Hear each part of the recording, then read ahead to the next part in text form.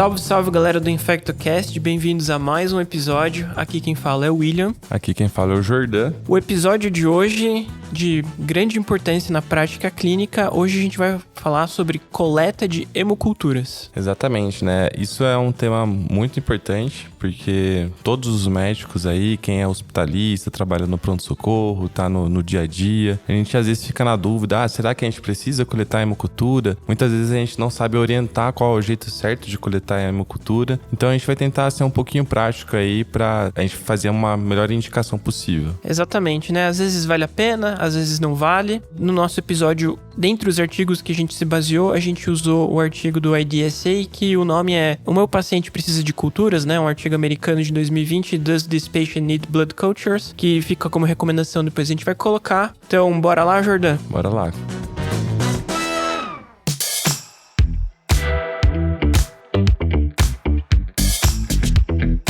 Então, primeiro, quando a gente vai falar de culturas, né? A gente teria que falar para qual paciente eu vou indicar essa coleta de cultura. Isso é muito importante, assim, não é toda febre que merece hemocultura, né?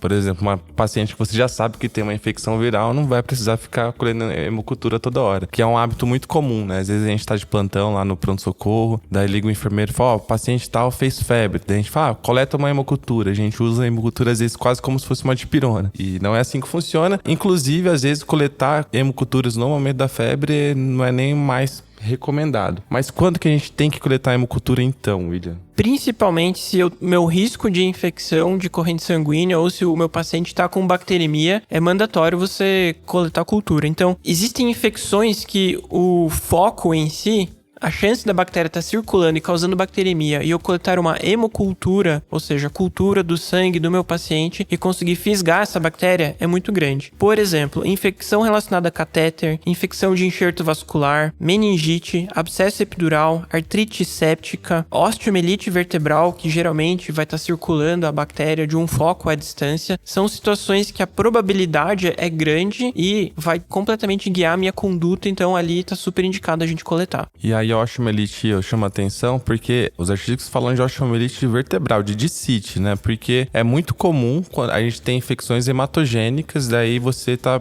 pensando no racional fisiopatológico, se chegou do nada, o paciente estava de boa e começou a ter uma infecção na coluna sem ter uma porta de entrada aí muito clara, a chance dele ter uma bactéria circulando que grudou lá na coluna é muito grande. É diferente, por exemplo, de um paciente que fez uma cirurgia ali da coluna, desenvolveu uma osteomielite crônica, infecção pós-operatória, então aí é um outro contexto. Então, basicamente, quando você suspeita de que essa infecção pode ser hematogênica, a chance de ter uma positividade da hemocultura é mais elevada e, além disso, nas infecções intravasculares, né? Então, um paciente com endocardite, uma infecção, um paciente que é usuário de marca-passo e tá com uma infecção, você está suspeitando que pode ser o foco ou marca-passo, paciente com tunelite, dialítico. Então, todos esses pacientes com infecções intravasculares ou com suspeita de infecção hematogênica e chama atenção também para as meningites, que tem alguns estudos que demonstram que essa recuperação da hemocultura é muito alta na meningite bacteriana, isso a gente sempre vai ter que coletar a hemocultura. Uma outra situação são aquelas infecções em que você tem uma chance um pouco mais moderada de ter uma positividade dessa cultura, né? Quais são essas situações aí? Exatamente, Jordan. Por exemplo, naquele artigo que eu falei do IDSA, ele separa em 3 grupos. Esse primeiro que a gente já falou, né? Infecções principalmente que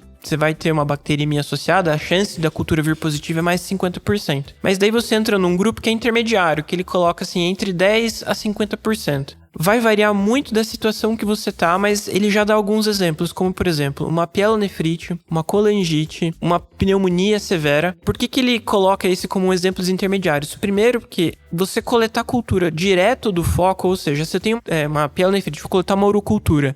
Se eu tenho uma pneumonia severa e coletar um aspiratraqueal, a chance de vir positivo esse material é maior do que a chance da hemocultura. Mas, por serem infecções intermediárias e com risco e que a conduta clínica depois pode mudar, ou às vezes você vai querer primeiro coletar a hemocultura, já começar o antibiótico antes, ele recomenda que, de fato, você colete se você achar que vale a pena. Exatamente. E uma coisa que chama atenção também é que alguns focos infecciosos, a recuperação da hemocultura aumenta a chance de acordo com a gravidade. Então, um paciente ambulatorial que tá com uma pneumonia boba ali assim, que tá super um jovem em ótimo estado geral, tá só com uma dor torácica, uma febre, você vai lá e diagnostica uma pneumonia. Nesse paciente não teria indicação de coletar hemocultura. Exatamente. Porque a chance é menor, não é um paciente que vai ficar internado. Agora, é uma pneumonia grave. O paciente está internado, chocado na UTI, você aí já tem uma maior chance de recuperação. Ainda não é uma recuperação tão alta ali assim, mas baseado nesse risco, né, de você ter uma bacteremia associada e poder mudar sua conduta posteriormente, é recomendado você coletar. Eles falam que nesses grupos ali de chance intermediária, o ideal é coletar do foco, e eles citam também como uma possibilidade de coletar hemocultura quando você não consegue, antes de iniciar o antibiótico,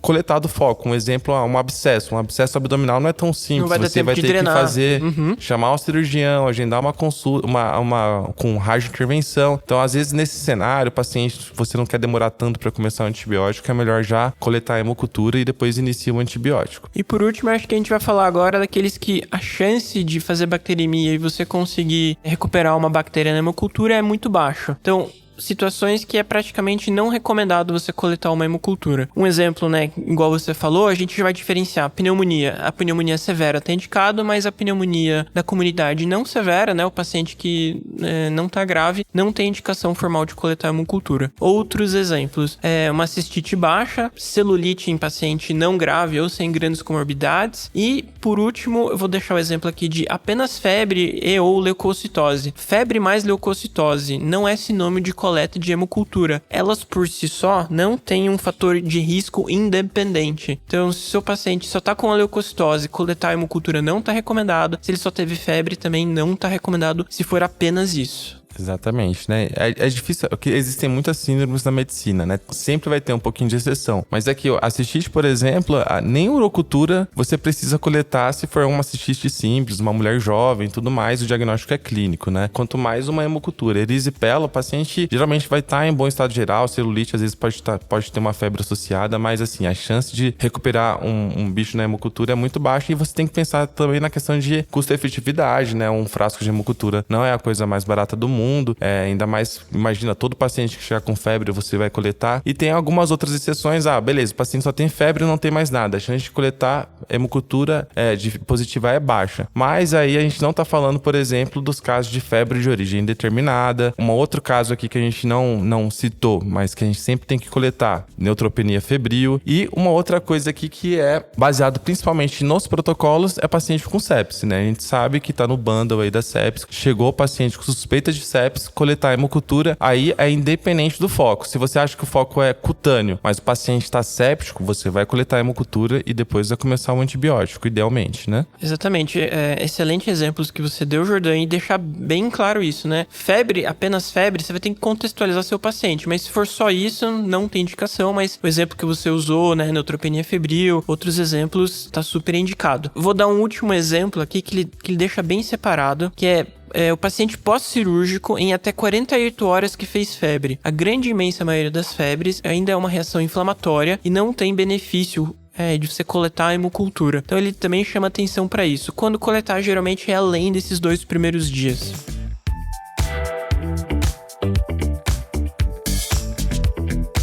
Em relação agora da parte prática, como que a gente faz essa coleta da hemocultura? Então, uma coisa que a gente sempre tem que lembrar que a gente é um corpo humano cheio com 1 milhão aí de bactérias, trilhões de bactérias que moram na gente, né? Inclusive na nossa pele. Então, um cuidado especial que a gente tem que ter é com a técnica na hora da coleta. Então, tem alguns cuidados aí que a gente sempre tem que levar em conta. As recomendações orientam que o ideal é ter uma pessoa experiente, treinada para coletar hemocultura, pra gente diminuir a chance de contaminação, porque tem alguns agentes que a gente pode até falar um pouquinho mais pra frente, que estão muito associados à contaminação no momento da coleta. Quais são os cuidados aí que a gente tem que tomar, William? Então, como você falou, né? Alguém treinado. Por exemplo, se você tiver que palpar o vaso que você vai coletar, o ideal é que seja palpado antes e depois seja feito asepsia local. Se for necessário fazer uma nova palpação do vaso, aí isso tem que ser feito com luva estéreo. Outro ponto importante é do local onde você vai puncionar. De recomendação O primeiro lugar é a fossa cubital, evitar a femoral, que a chance de contaminação vai ser maior. E uma outra coisa que a gente sempre tem que evitar é de coletar de catéter, né? O paciente está lá com pico, com catéter central. Se você não está suspeitando de infecção de corrente sanguínea associada ao catéter, você tem que evitar, então, coletar a hemocultura do catéter, porque a chance de contaminação também vai ser maior. Então, a gente vai ter que fazer uma punção ali, assim, só para coletar o sangue para hemocultura. Mas, né, a gente sabe que nem tudo é tão fácil assim na vida, né? Não é tão simples. Às vezes é aquele paciente idoso, desidratado, que já está internado há bastante tempo, já recebeu 500 punções. Às vezes esse paciente é difícil da gente conseguir um acesso. Nesses casos, né, a gente vai lá e pode até coletar o acesso do catéter, sempre fazendo higienização com solução alcoólica das vias do catéter. Se possível, coletar sangue de todas as vias do catéter, se o paciente tivesse um central que é multilumen. E, assim, o ideal é coletar pelo menos 2 hemoculturas periféricas. Nesses casos, que a gente tem que estar com dificuldade de acesso, coleta uma hemocultura do catéter e pelo menos uma periférica, se for possível, né? E aí, se não for possível, não tem o que fazer, né? Daí coleta só do catéter.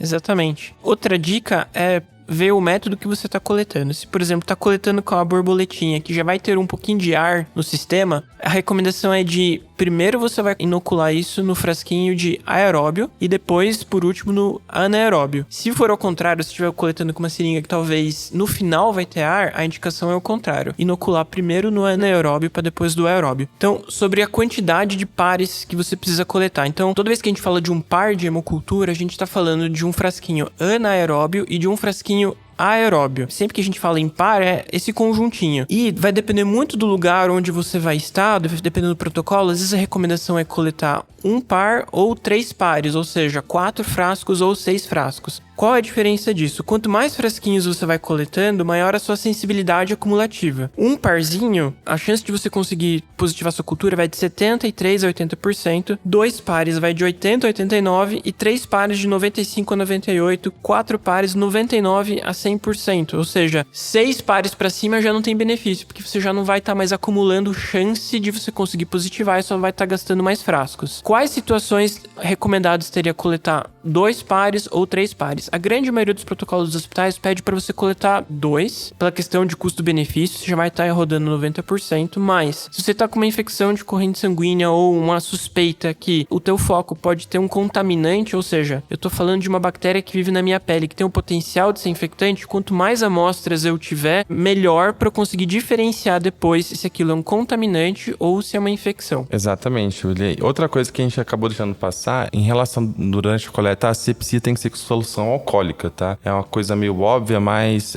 a gente tem que não evitar o uso de PVPI, a gente tem que usar clorexidina alcoólica ou alguma solução alcoólica aí que você diminui chances de contaminação. E que nem o William estava falando, então essa é a importância de coletar vários pares, é fundamental justamente para a gente diferenciar se aquilo é uma contaminação ou uma infecção. Se você coleta só um par de hemoculturas e vem, sei lá, um coagulase negativo, você fica meio de mãos atadas. Será que a gente valoriza essa cultura? Será que é um agente contaminante? Será que é um infectante mesmo? E a partir do momento que você tem uma positivação em mais de uma cultura, você vai aumentando a chance daquilo realmente ser o agente etiológico. E isso, inclusive, pode ser um problema, né, William? Às vezes o paciente coleta lá só uma hemocultura de catéter ou então só uma hemocultura periférica e quando chega um coagulase negativo, às vezes o paciente valoriza aquilo e acaba deixando de diagnosticar algum agente realmente importante. A pessoa se dá por satisfeita com aquele coagulase negativo e deixa de fazer uma complementação diagnóstica e deixa de tratar alguma outra infecção. E isso se torna mais importante ainda quando a gente está se tratando de infecções intravasculares, né? Então, quando a gente está suspeitando de uma endocardite, aí passa a ser mais importante a gente aumentar o número de hemoculturas, não só pela recuperação da chance de aumentar a positividade, mas é porque essas infecções por coagulases negativos, bactérias que moram na pele, elas podem ser responsáveis por causar uma endocardite infecciosa. E a endocardite infecciosa, por exemplo, é uma infecção bastante grave, então a gente não pode ter o luxo de errar nesse diagnóstico. Então, coletar 3 amostras, os guidelines de hemocultura de endocardite orientam 3 amostras, pares de hemocultura, justamente por esse motivo, para a gente aumentar a assertividade e garantir que aquele agente não é um contaminante. Mas, no geral, na maioria das vezes, 2 pares de hemocultura vão ser o suficiente aí pra gente fazer o nosso rastreio. Exatamente, Jordan. E agora acho que a gente pode falar sobre a quantidade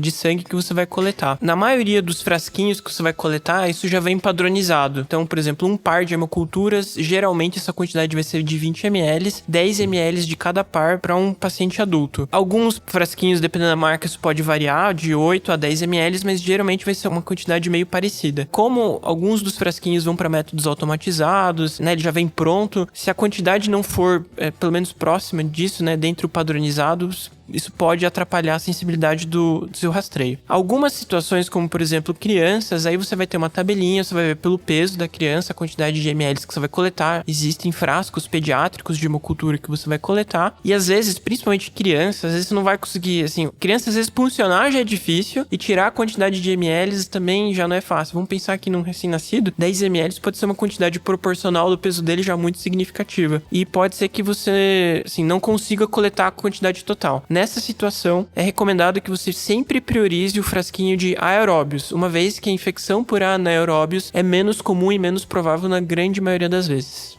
Sempre que você não conseguir coletar os 20 ml, a prioridade sempre vai ser pro frasco de aeróbios, assim. É muito raro na prática clínica a gente desconfiar de uma infecção anaeróbica, né? Às vezes pode acontecer, uma paciente tem uma infecção intraabdominal complicada e tudo mais, pode ter implicado ali algum anaeróbico. Se você não conseguiu, você vai pedir o aeróbico, porque são os mais comuns, né? Klebsiella, E. coli, as enterobactérias. E qualquer coisa deixa o paciente com tasocímero, penem, alguma outra aí que vai cobrir empiricamente uns anaeróbios, assim, né? É raro você recuperar anaeróbico na hemocultura. Exatamente, são situações bem específicas. E se você quiser tentar, nesse rastreio, pegar outros agentes, como por exemplo agentes fúngicos, a gente já falou, por exemplo, no nosso episódio de candidemia, você não precisa pegar um frasco extra de cultura para fungo. A cândida, ela cresce no frasquinho de hemocultura.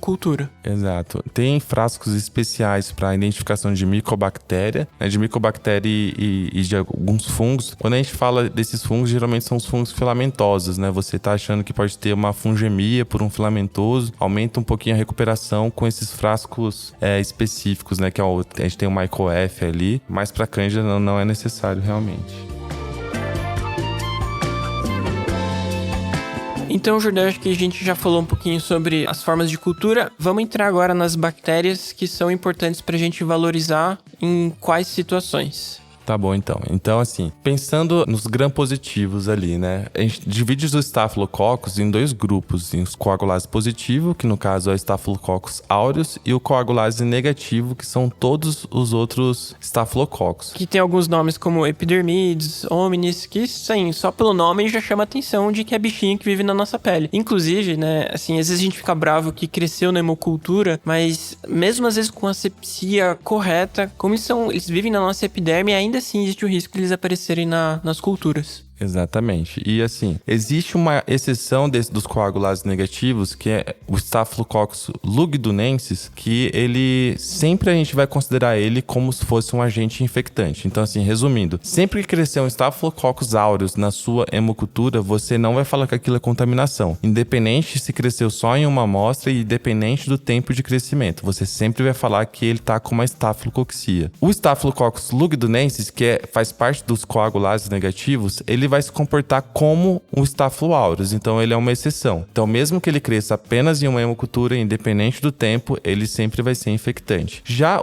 todos os outros Staphylos coagulases negativos, o Hominis, Epidermides, tem várias espécies, a gente vai precisar interpretar esse exame. Lógico, sempre levar em conta a clínica, né, do paciente, isso é uma coisa meio óbvia, e o tempo de crescimento e se ele cresceu em mais de uma amostra. Então, se ele cresceu em mais de uma amostra, o mesmo agente, com o mesmo perfil de sensibilidade e cresceu rápido, aí eu pergunto, o que é rápido, né? Rápido é menos de 24 horas, com certeza, acima de 24 horas é lento, e existem vários estudos que tentam botar um ponto de corte para ver qual que é a sensibilidade e especificidade do tempo de crescimento de um coagulase negativo. Em grosso modo ali, abaixo de 16 horas, de 15 horas, você fala que é um crescimento que você tem que ponderar, considerar. E conforme você vai aumentando o tempo, se cresceu cresceu em 18 horas, você vai aumentando abaixando a sua sensibilidade, você vai abaixando a sua especificidade, a chance de contaminação é maior, só que vai aumentando a sensibilidade, e quanto mais rápido você considera o corte, por exemplo, vamos considerar 12 horas, mais específico vai ser e menos sensível vai ser para pensar que aquilo é uma infecção. Então, quanto menor o tempo de crescimento, maior risco de infecção.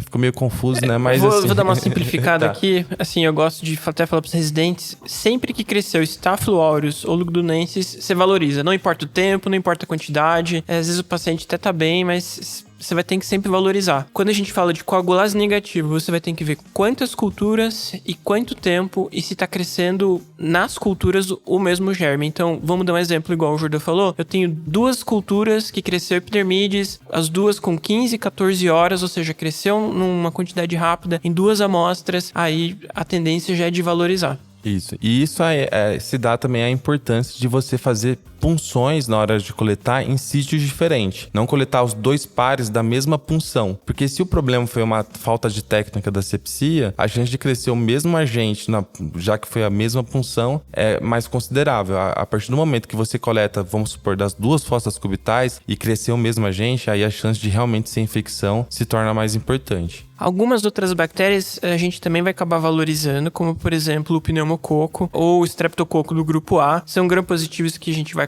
sempre valorizar. Candidemia a gente também sempre vai valorizar, a gente nunca considera eles como contaminantes. De uma forma geral, gram-negativos a gente também acaba valorizando em sua grande maioria eles, chamando atenção aqui, por exemplo, para pseudomonas, haemófilos, enterobactérias em uma forma geral. São grupos que, assim, até que se prove o contrário, você vai ter que valorizar eles como agentes infecciosos. Exatamente, né? E eu acho que tem alguns dos outros ali, as coninobactérias, Cutibacterium, micrococcus espécies, bichos bacilos, da nossa pele, né? Exato. São bactérias ali meio estranhas que você nunca viu uma pessoa provavelmente morrer por micrococcemia, né? Então, você sabe que não é uma bactéria muito importante, é só um colonizante. Então, essas bactérias, a maioria das vezes vão ser agentes colonizantes, a gente não vai valorizar. Entra naquilo que o Jordão já falou, se o paciente tiver uma prótese, uma endocardite, aí você vai ter que muito individualizar o caso, mas a maioria delas era só um agente da pele que foi contaminante. E vamos deixar por último aqui aquelas que são meio termo, assim, que você vai ter que mais ainda individualizar, que é enterococo e o streptococo viridans. São situações assim, que elas podem ser colonizantes, podem ser infecção, seria aquele caso para você ver se faz sentido pro seu paciente, você vai ficar com um pouco mais de pulga atrás da orelha e vai ter que ver se faz sentido nesse caso. Mas na maioria das vezes vai ser infectante também, tá? Crescer, principalmente aí dependendo do contexto que você estiver avaliando, né? Mas tem a possibilidade de você não considerar eles, mas na maioria das vezes você vai considerar também.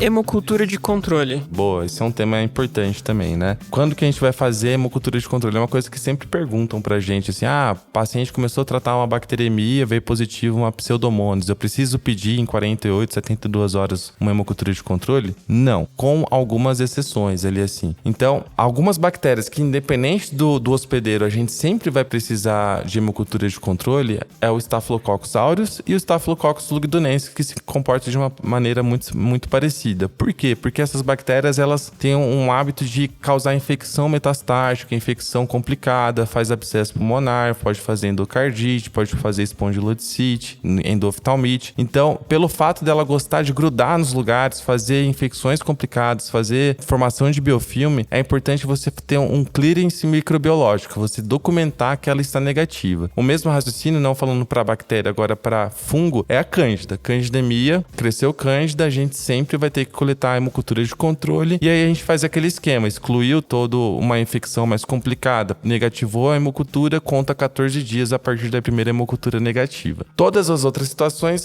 vão depender da síndrome clínica, né? Então, cresceu um gram negativo, mas o paciente tem endocardite, aí você tem que documentar um clearance microbiológico também, tem que documentar que está negativa essa hemocultura. Um outro exemplo são alguns pacientes, um pós-operatório de uma valvoplastia, paciente com com próteses endovasculares. Então, pacientes que têm materiais de síntese em leito vascular, que tem uma maior chance de grudar ali aquela bactéria e fazer uma infecção complicada, aí nesses casos você vai ter que ponderar e pedir hemocultura de controle, pensando no hospedeiro e não no agente. Acho que ficou claro, né? Exatamente, Jordão. Acho que ficou claro. Lembrando que se a sua hemocultura de controle está persistentemente positiva, isso acarreta um prognóstico pior e fala a favor de talvez um foco infeccioso não controlado. Então, se ela persiste positiva, isso tem que chamar a sua atenção. Às vezes você tem que rever se não tem algum foco ali que precisaria de uma abordagem além da antibiótico terapia e ficar atento porque, assim,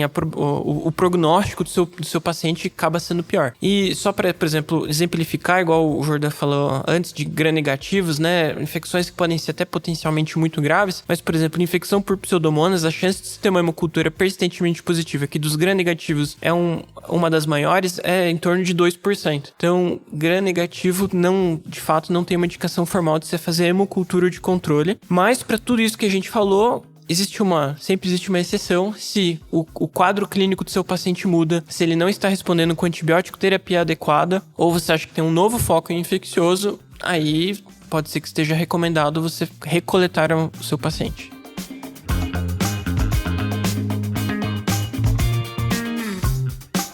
Vamos fazer só uma breve recapitulação ali. Então, assim, a hemocultura não é para todo mundo, sempre vai pedir nas infecções que tem alta chance de recuperação ou naquelas infecções moderadas que você não tem como abordar o foco, tentar a cultura do foco, ou nos pacientes que estão graves, sépticos, neutropenia febril, e em outras situações como febre de origem indeterminada. Basicamente são essas situações. Sempre priorizar a hemocultura periférica, evitar de coletar de sangue de catéter, a não ser que o paciente tenha falência de punção, de capacidade de coletar. Se preocupar muito com a antisepsia, com a asepsia ali na hora de realizar a coleta, coletar volumes adequados, pelo menos 20 ml para cada par, 10 ml no frasco de aeróbico, 10 no anaeróbico, pelo menos 2 pares de hemocultura para diferenciar de infecção de colonização, isso é fundamental. Sempre que crescer um Staphylo aureus, Candida e Lugdunensis, você vai acabar valorizando. Gram-negativos, você também, em sua grande maioria, vai acabar valorizando. Staphylos coagulase negativo, você vai ter que ver se a quantidade de culturas positivas, o tempo de crescimento e se todas elas está crescendo o mesmo agente infeccioso para você poder valorizar. Lembrar de hemoculturas de controle quando bem indicado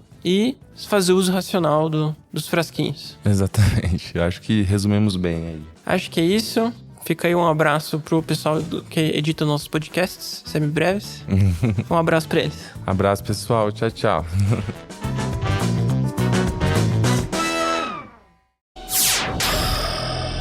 Semibreves, edição de podcast.